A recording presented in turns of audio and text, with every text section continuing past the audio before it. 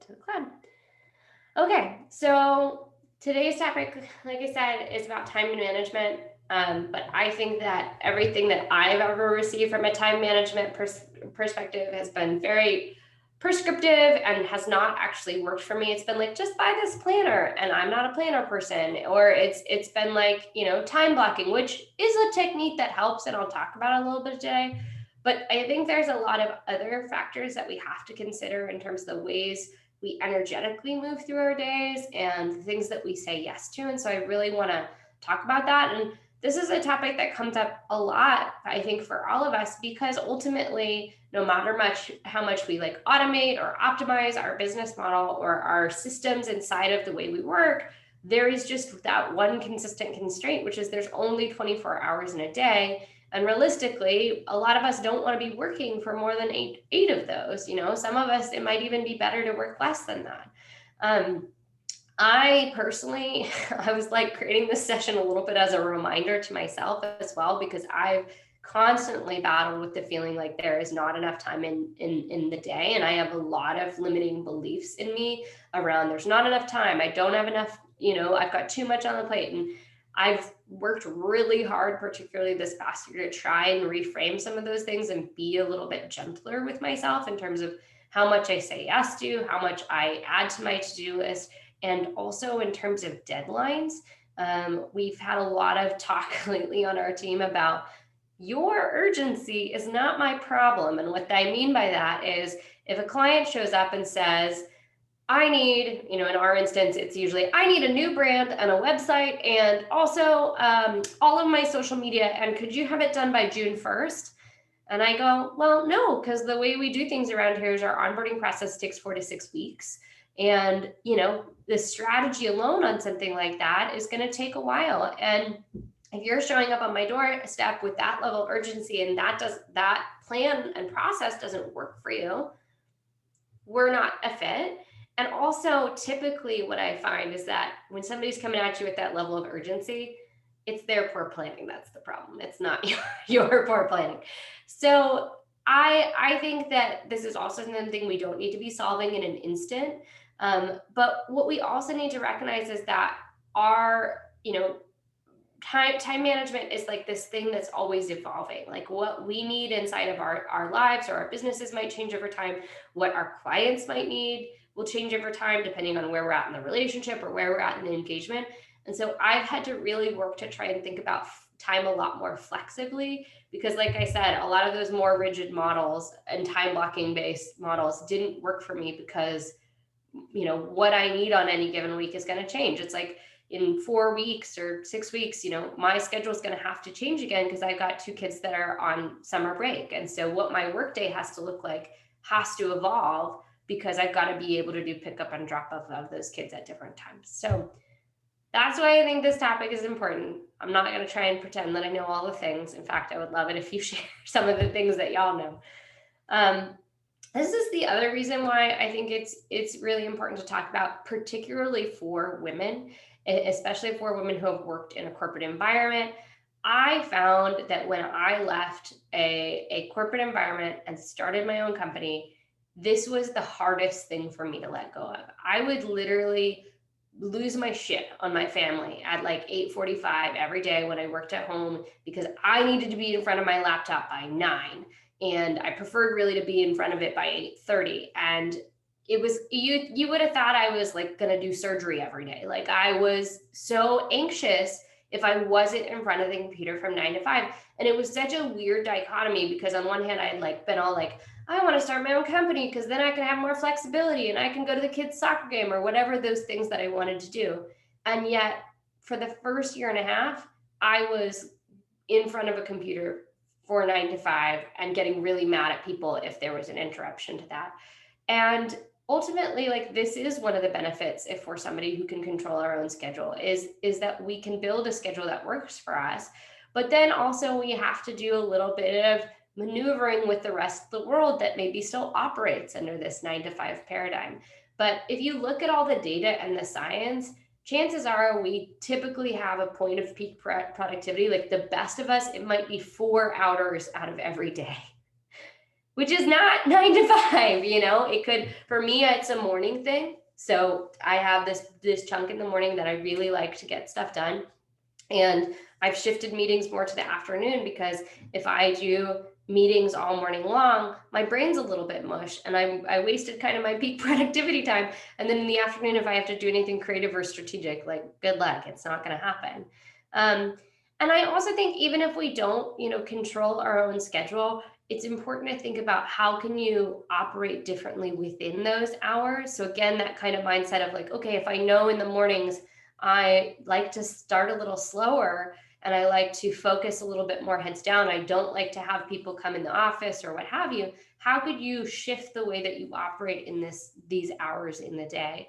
So I'm just curious to hear from y'all here, like, what are your working hours, so to speak, or does it totally change? Are you a 9 to 5, or do you do something different?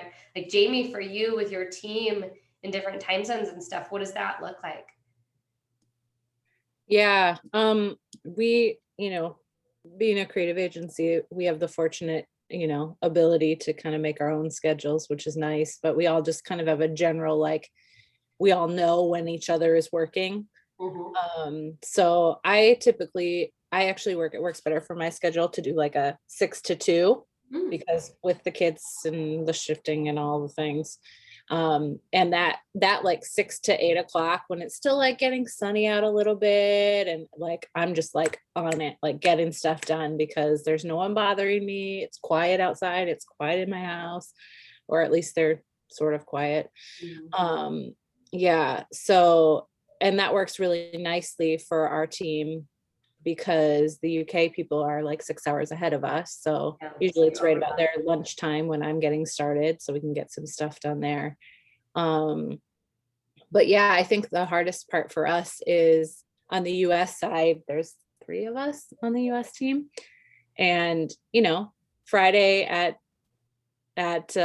11 o'clock, when everyone's like, bye, have a great weekend. And we're like, okay, we still got a few hours left, like, that's where it gets hard. But I love the freedom to kind of shift and make my own schedule, just based around, what I have going on in the day. I'm the same way as you, though.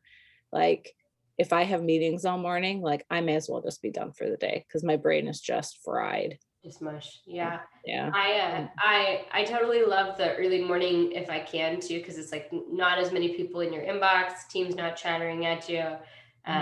But at the same point, I feel that when I used to work within a team in Australia, they would sign off on Thursday. And I was like, nah. And then, our Sunday was their Monday. And so you come in on Monday morning bombarded, and it was a challenge. It was a challenge. What about others? Anyone else want to share kind of what their working hours look like? I mean, I'm all over the place as far as the hours go. And then what happened was I spent a couple nights where I worked late. So then I slept in, and I slept until like 10 o'clock the other day, and I didn't start working until 11. So I sort of trying to fit it in, like the other things that I want to do around it. Like I'll stop in the middle of the day and I'll say, okay, now I'm going to go make lunch. I'm going to cut up my salad and do all that stuff.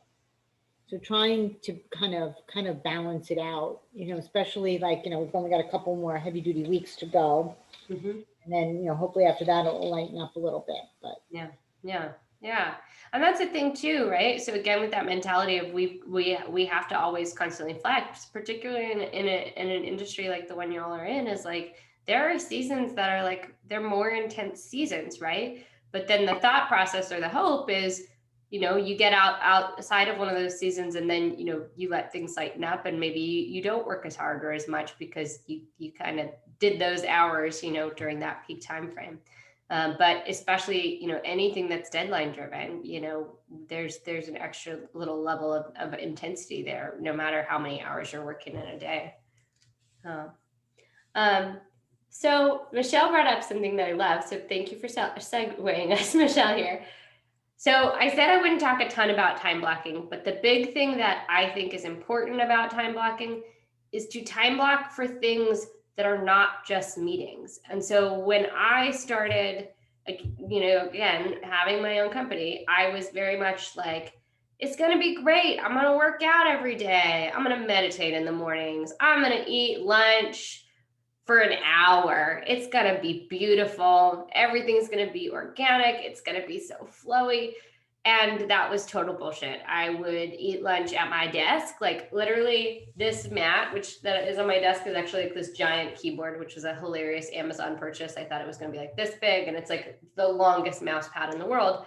And the amount of times I've had to wash this because I have spilled whatever I am eating all over here because I'm eating at my desk it's intense. And on top of that, I wasn't taking care of my health. I was, not doing any sort of physical practice.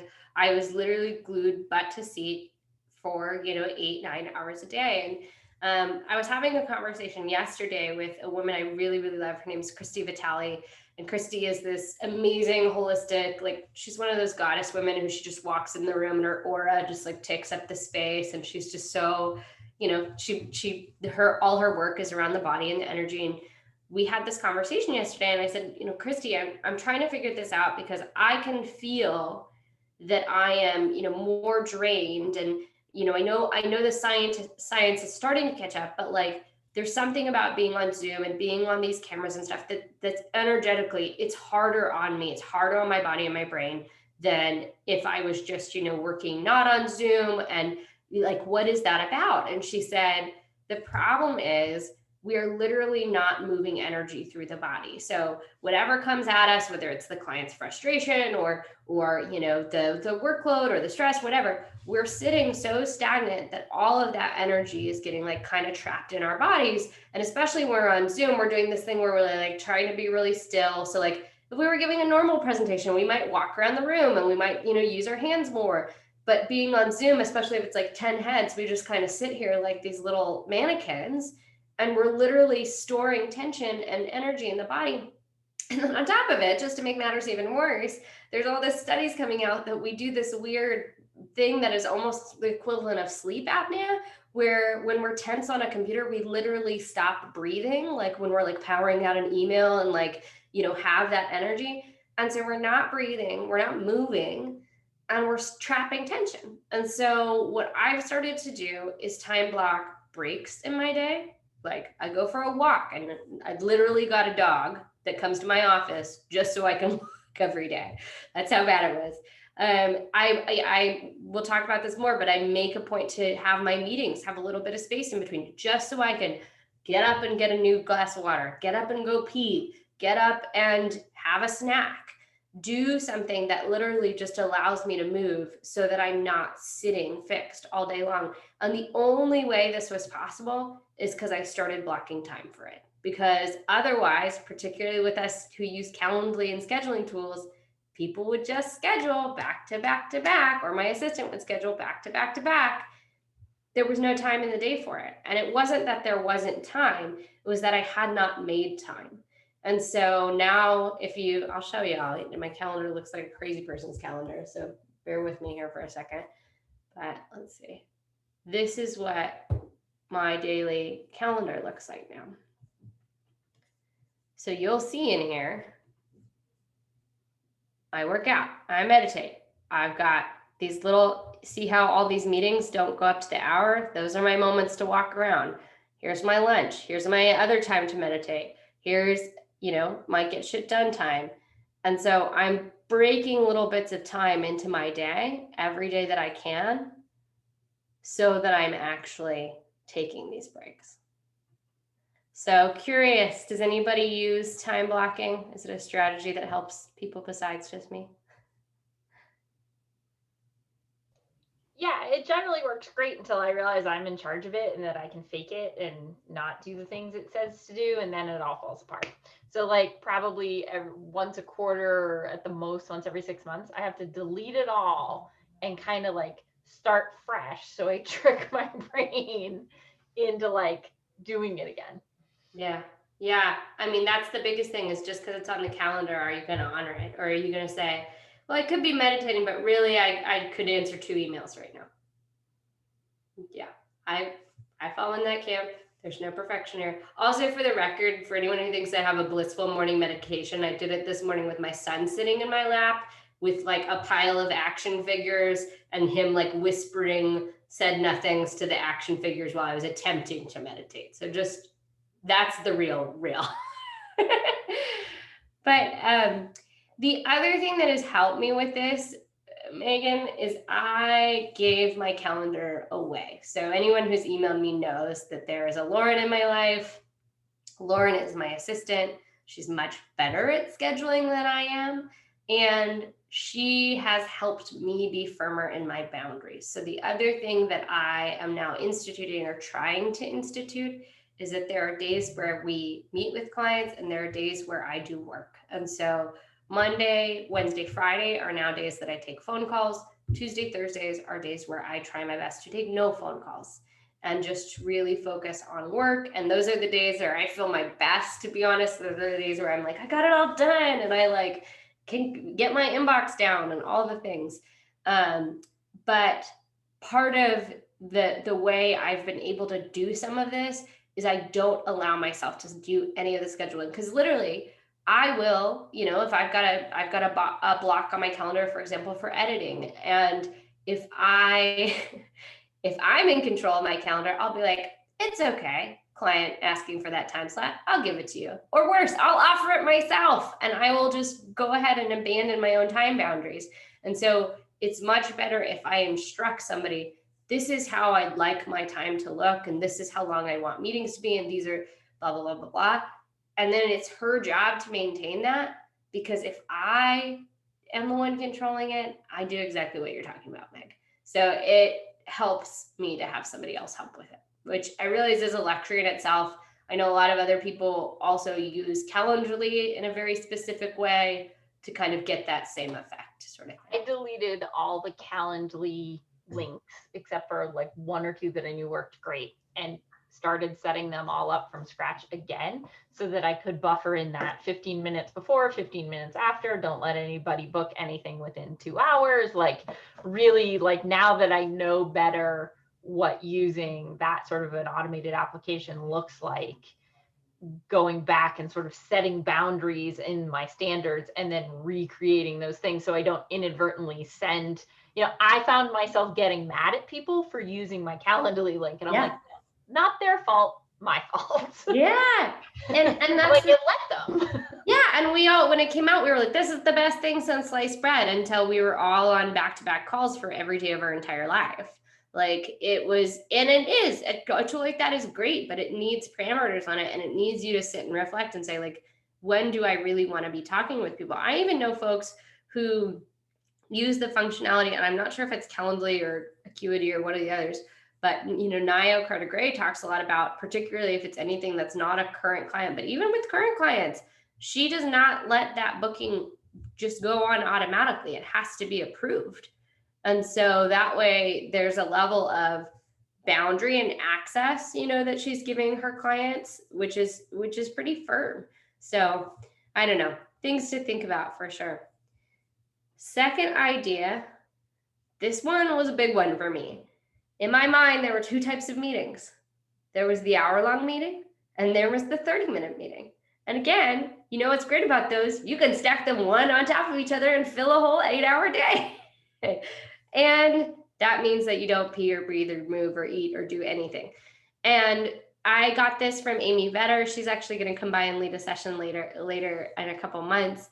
But Amy Vetter has a book all about like work-life balance and harmony, and she teaches and talks about this a lot.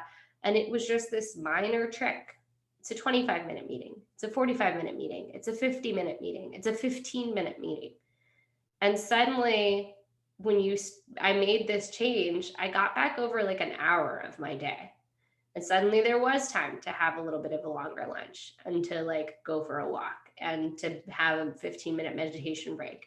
And so this is a big one. And then also really being specific with either my admin team or my calendar apps about who gets what type of meeting length. So, and again, I've kind of screwed up on this one. I've had to relearn. So for example, for a while, I was just trying to get everything down, and I was trying to have proposal review conversations in 25 minutes.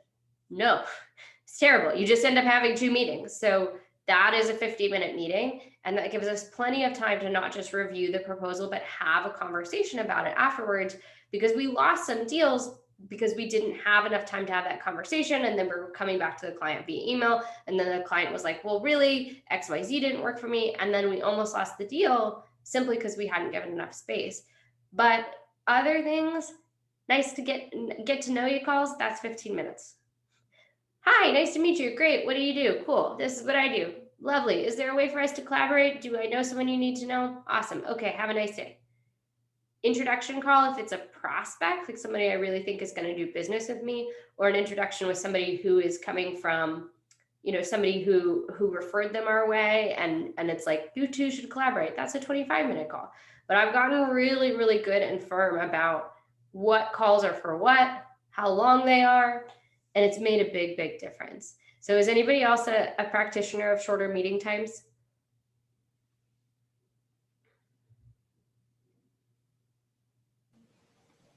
I generally try to keep them to 45 minutes. That allows me, in theory, 15 minutes after to make my notes, create any follow-up that I might need, put things on my calendar that come out of the meeting. Works most of the time. That's actually such an important piece, right? Because there's the meeting and then there's the follow-up from the meeting. And again, if your meeting is an hour and you have another one right after that, you've got on your to-do list at the end of the day 8 different to-dos from the 8 meetings you had, and guess what? Your day's all gone. Yeah. I basically have a rule, like if I expect a meeting to be, let's say it's an hour meeting, and I know it could go over or not, the next meeting, there's a half hour before the next meeting. I am not stacking them. Like, I don't want to see solid pink or whatever in my calendar. That I'm not doing that, you know, so I need the space. Because, you know, depending on the type of meeting, like I have a couple of clients that, you know, like our Sage Intacct clients, where, you know, we have to have a discussion. I can't say, I'm sorry, your hour's over, you know, it just doesn't work like that. Yeah. So you also have to be very cognizant. Now, if it's like introduction, someone says, oh, you're you know, let's talk. Yeah, that I could say, oh, the time's up. We've allotted a half hour, we're done. But so you have to also kind of see the meetings and stuff. And that's why I've always been very hesitant to do the Calendly. Like, I'll control it, and then I'll have the conversation with somebody and see, you know, back and forth. Okay, this is when we're going to schedule this meeting. But I refuse. First of all, I do want to get work done as well. And I would absolutely refuse to sit there and block out the whole calendar. At the beginning, everybody did that. And I'm like, you got to be kidding me. Yeah. And you know what, too? You got to get up and walk away, because otherwise, you know, your eye's going to start to hurt. Your head's going to start to hurt. Like, you've got to get up and walk away from the screen at some point. You mean I'll go blind and have to get special glasses, Michelle?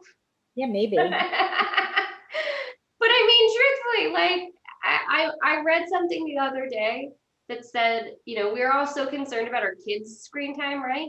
And then it said that the average adult is spending 15 and a half hours a day in front of screen-based media. And I was like, geez, we have to take care of ourselves. But you know, I think this one is really important, Michelle. I praise you. I bow down to you for having that bit of boundary. Like, for me, if it wasn't time blocked, I wouldn't honor it. But very similar to you too, this is the other thing, that when you have a little bit more of control of either the space after meetings or the length of time, you know, I'm not as worried about us going over by 3 minutes if I've blocked 50 minutes, right? Because I still have at least another 7 until something I've booked. Like I said, though, it's really a struggle, because you really have to balance out who the meeting is. Like, I already know, like, for just as an example, we have a meeting with this big client of my partners that we did Sage Intacct for. And it's a CFO, it's a controller. We're talking about, you know, statistical data dashboards. Okay, I can't say I sent the invite for an hour. I know that I'm not booking any, and it's like 3 in the afternoon. That's the last meeting. Yeah. So if that meeting goes over a half hour or whatever, I'm prepared for it. I'm hoping it doesn't, but I'm not gonna like hang up on these guys. I can't say, I'm sorry, I gotta go. Yeah. In that particular situation. I mean, so it's really, as I look at the meeting, I say, who is this meeting with, and do I want to leave myself some time? Yeah. Yeah. And And when I'm done, is my brain gonna hurt after this meeting? well, exactly. That's the other thing. So so factoring for the recovery time, right? Because Calendly, we give everybody the same Calendly link, but we don't want to like create that one special one for, like you said, the biggest, hardest client that we know that afterwards we're just going to be mush and not have any energy to deal with other humans. It's not like we want to create a Calendly link for everybody based off of our certain understanding. So those are the moments where it makes more sense to be in control and schedule things out. And I also really agree with you that there's, I occasionally will take a 3 to 4 kind of range meeting, but again, there's this really nice feeling of being able to wrap up a day, and you got to have some time to do that for sure, for sure. I've found in general, like as an extroverted introvert, I just can't do more than 3 meetings a day. If I do more than 3 meetings, the rest of the day is shot and I'm garbage. And it felt like a failing to be like, why, like, what sort of an adult am I that I can only do 3 meetings a day? But that's my absolute max. And that includes like Zooms with my team. Yeah. And I just had to own that. And since I've sort of said, like, this is all I can handle in a day and still be like a productive, kind human being, like it just works better. And I know it's not ideal for clients because they have to wait longer to meet, or sometimes I don't, I'm not able to like have a face-to-face with my staff until the next day, but it's just how it has to be in my life. Yeah. And I think that's beautiful that you recognized it and are owning it. And again, that's one of the ways that we can take some of the like the self negative stuff away, is by saying this is just the way things have to be, or like if it's the business, this is the way that we do things around here. So that was one of the big ones that like I'm feeling okay about not meeting with people on Tuesdays and Thursdays anymore, is because somebody else on my team was having the same problem. Her and I are now, both of us don't meet with clients on Tuesday, Thursdays, because we're the primary client facing people. And it wasn't until I watched other women do this in their business, and I was like, we can do this? We can tell people we don't talk to them on those days? And they were like, yeah. And I was like, cool, okay, I'm gonna do that. But again, I might feel bad that things are further out. But the other thing that it pushes me to do is it's pushed me to go, okay, if we have so many clients that need to meet with us, we need to hire another team member that can be client facing. And so that's what we're doing now. And so I'm sure, Meg, for you, that kind of shift has probably also pushed you to educate your team on how to handle some of those conversations a lot better than if you had just allowed yourself to be booked up all day. Is that true? I have to say something. I've booked appointments with other people who use Calendly. I have not done that. And I have to be honest, I'm not really quick to do it. I still have total control of my calendar. Yeah. And I'll look at a day and I'll say, okay, that day I see who's in there, and I may have some slots, and I'll say the next client comes along and they're saying, well, next week, early next week. And I'm looking, Monday and Tuesday. I go, how about Wednesday? And person, that's great. And I'm like, I feel like with Calendly that you give up some of the control, and I want the control. Yeah. Because, I'm not working with anybody I don't like, but at the same time, there's people like, like yesterday, a client, I made an appointment with the client. He emailed me at 10:30 last night and said I could do before 8:30 or after 3:30. And I made the decision that I would talk to him at 8 o'clock this morning. And that was my choice. And I was good with it because based on who he is and everything else, I wanted to put him in the slot. There's very few other people probably though at 10 o'clock last night would have to get my 8 a.m. slot this morning, but I was okay with it. But I want to be able to have that total control, knowing what's going on. And every time somebody throws out an email and says, well, I want to meet with you, I pop up the calendar and I see how booked it is. And not just how booked, but who's in those slots. Mm-hmm. Like, oh, I was going to listen to this webinar. So that to me is like not the most, that doesn't take the same brain power as discussing statistical data with the client. Yeah. So I know you talk about limiting it to 3 meetings. Let me tell you something. The meeting we're having Tuesday afternoon, I don't want any other meetings on Tuesday. I think I have my team in the morning, and that's going to be it. Because then maybe we want to do some more preparation for that. Yeah, I was going to say that's when you got to prep for it too. So that's the other thing that So again, I'm still like very, I'm still controlling it.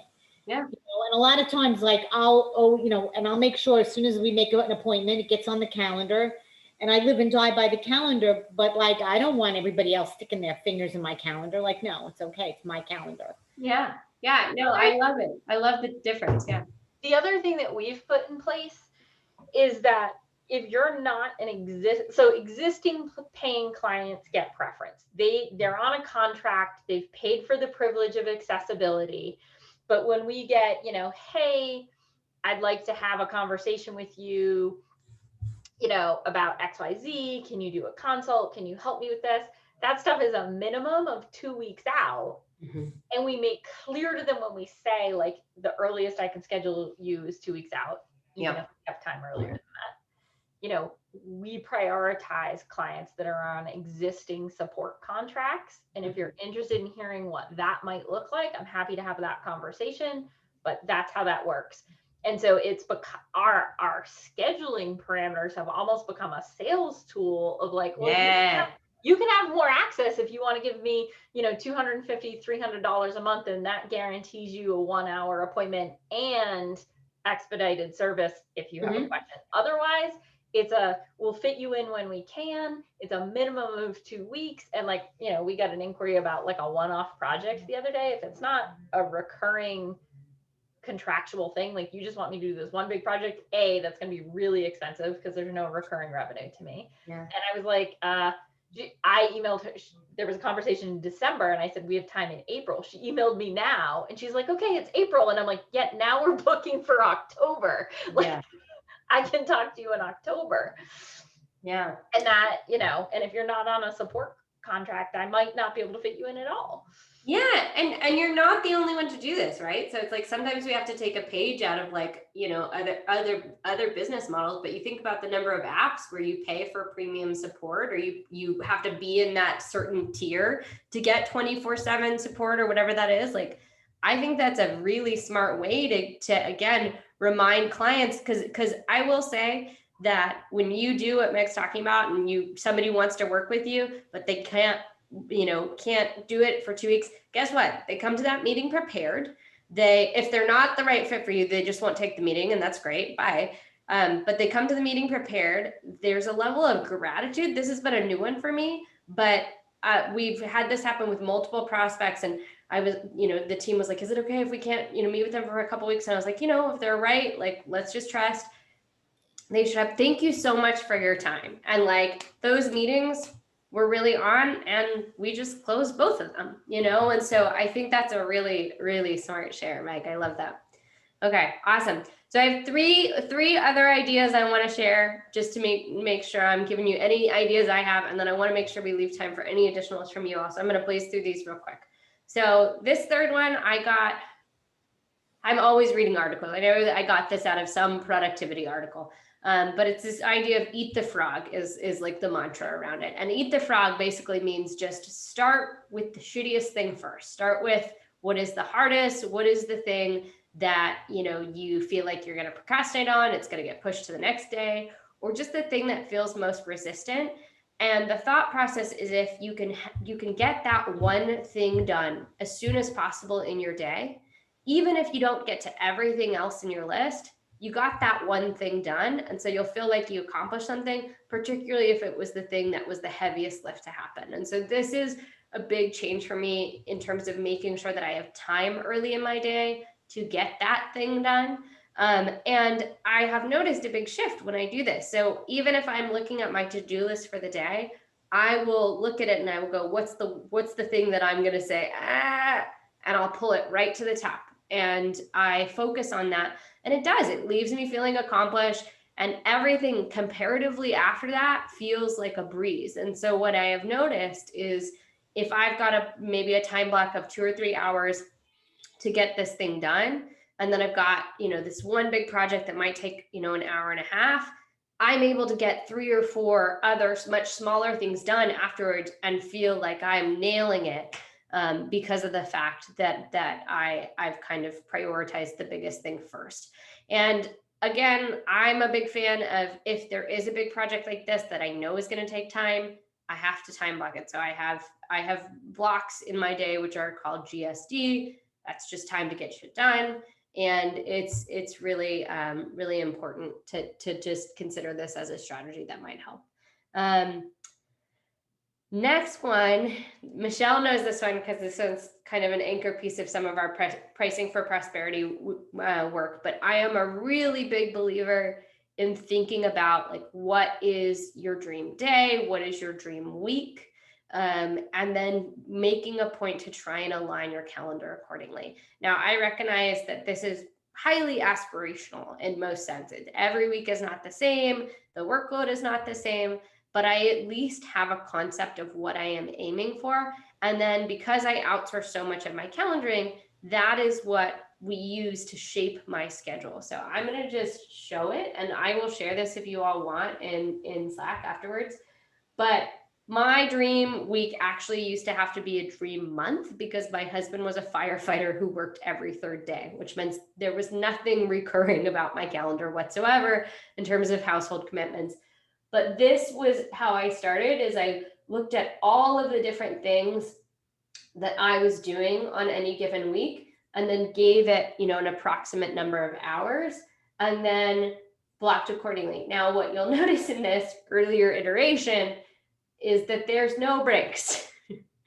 There's no breaks whatsoever. And so this was like version 1. And then over time, I've built this model.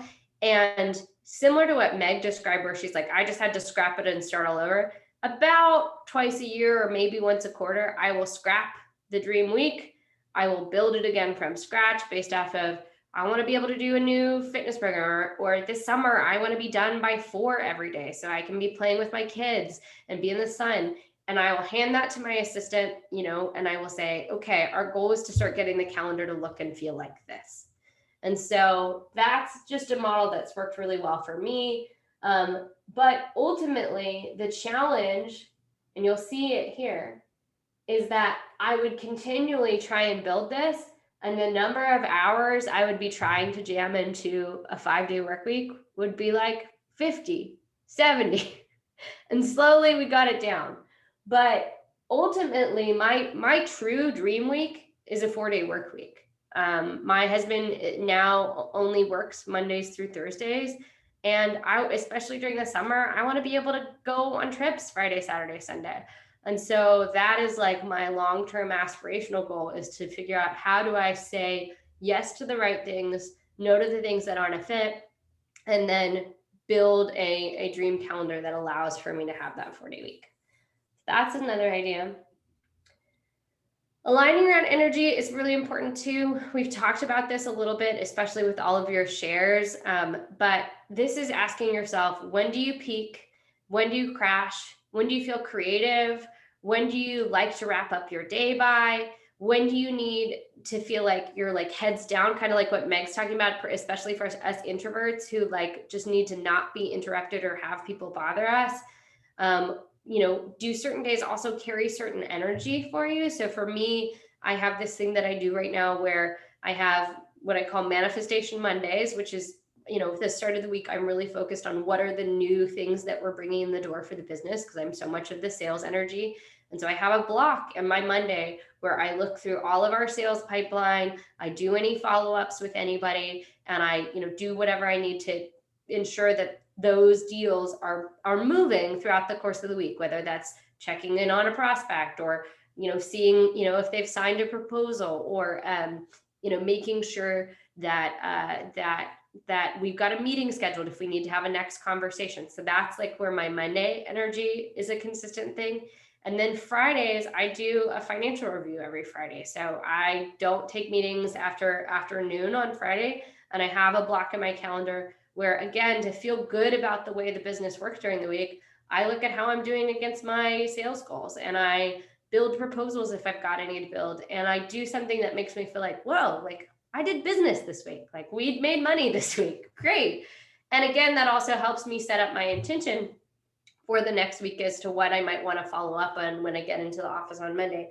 Another thing that I do on Fridays as well is I have certain time available just to do that wrap up for the week. So I, set up my to-do list for the week. I will make sure if there's any key meetings that need an agenda that I've built them.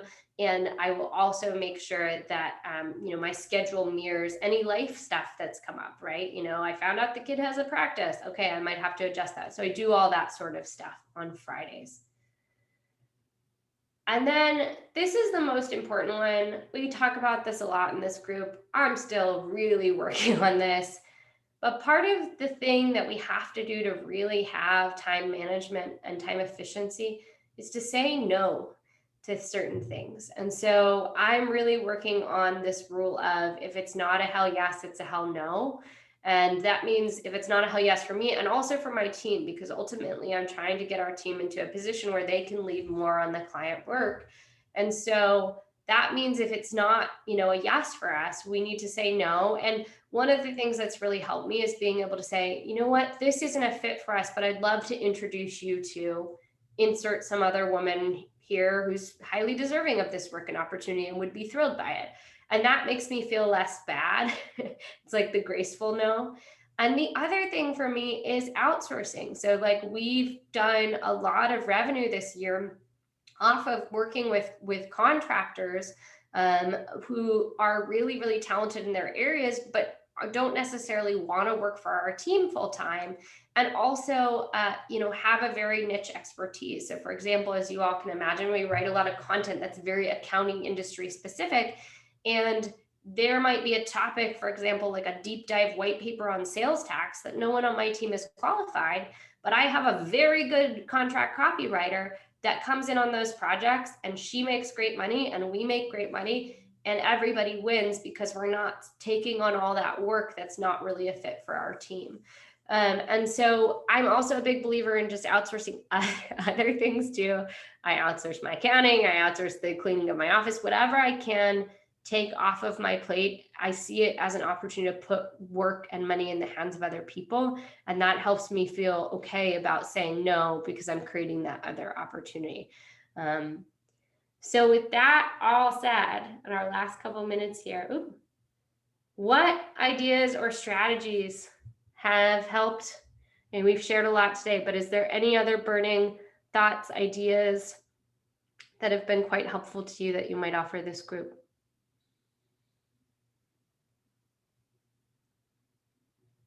Or do any of those that I've offered seem like they might be helpful?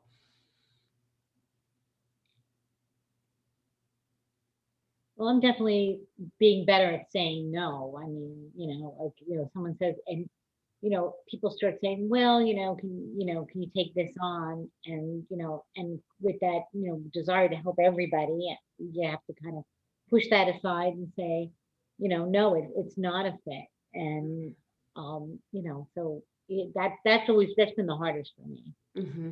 Yeah, I was talking with a friend yesterday about if you run a service-based business, you're an acts of service kind of person, which means we want to be in service and help anyone we can. But really, what I've looked at is, can we help this person properly? Do we have the bandwidth? Another big one, I kind of mentioned this that we've been working on is, yes, but we can't do it till this point in time. Like Meg said, I can talk to you in October, or yes, but, we're going to have to stretch the timeline out. I have a conversation with a client today about shifting the timeline on her project, because what she wants and she keeps kind of adding to scope, and we're happy to do it. And we really like her, but it's not going to get done by July like she thought, because she's doubled the amount of work that our team is doing. And we had already said yes to other projects. So yeah, those are other little hacks that are helping me in that how to say no or not right now kind of arena. Yeah. And as a piggyback onto that, the other piece of it is, one of the things too is I'm making it so I don't have to always say no, is I give people a price. Normally I would not ask for enough money on the project. Now I'm asking for the money. I'm like, someone brought me a not the greatest project, but you feel bad for the guy, but you know what? I go, I can take on this project. First of all, it can go beyond taxes, and you know what? I said, he's going to pay hourly rates, and I said, we need a $5,000 retainer. And I sent him the engagement letter, and it says when the retainer is gone, because of the nature of the work, you have to replenish it. Mm-hmm. Like, I'm not going to be into this guy for one dime. Like, he's going to pay up front. And as long as he can live with that, it came from an attorney client. So I really didn't want to have to say no. But at least I'm going to take this project on in a way where it makes sense for me, and I'm not going to have aggravation getting paid or any of that. Yeah. Yeah, I love that. I love that. Boundaries. We're always talking about boundaries. So, with that said, I just wanted to give you all a heads up. This lovely, lovely lady is going to be joining us in 2 weeks. Jeannie Whitehouse is going to be talking with us about client advisory services. So, please, please tell a friend. I'm really, really excited to have her show up and share. So, I would strongly encourage you, if there's someone you know who's thinking about this work in this space, and I think we're all big Jeannie fans, so I would love to have, some additional folks in the room. So please help us spread the word about this, and then I'll put the recording on Slack from today, and then I'll also put the template if you all want it, so I can put that Dream Day kind of Excel sheet, just to give you all some ideas. But that's all I got for you today. Right. All right, take care, y'all. Bye bye.